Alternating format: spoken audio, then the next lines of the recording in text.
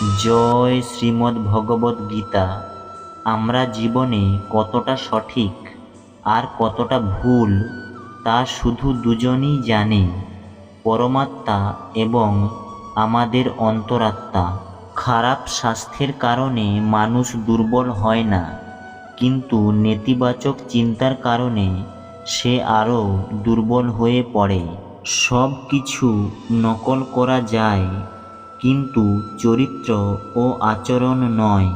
মানুষ তার বিশ্বাস দ্বারাই নির্মিত। সে যেমন বিশ্বাস করবে তেমনই সে তৈরি হবে। আশীর্বাদ কখনো বৃথা যায় না, সঠিক সময়ে তা কার্যকর হয়।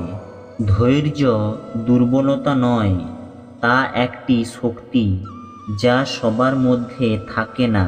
যখন কিছু চিন্তা অন্যায়ভাবে মন দখল করে নেয়, তখন সেই বাস্তবিক অবস্থা শারীরিক বা মানসিক অবস্থায় রূপান্তরিত হয়। জীবনে এমন কিছু মহৎ কাজও করা উচিত যার ভগবান ছাড়া আর কোনো সাক্ষী থাকবে না।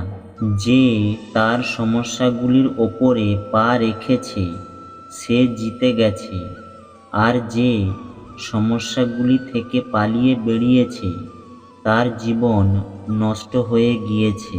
যদি মানুষের মধ্যে কিছু করার ইচ্ছে থাকে, তাহলে পৃথিবীতে কোনো কাজই অসম্ভব নয়।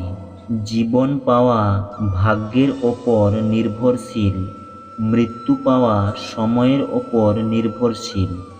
মৃত্যুর পরেও মানুষের হৃদয়ে বেঁচে থাকা কর্মের ওপর নির্ভরশীল।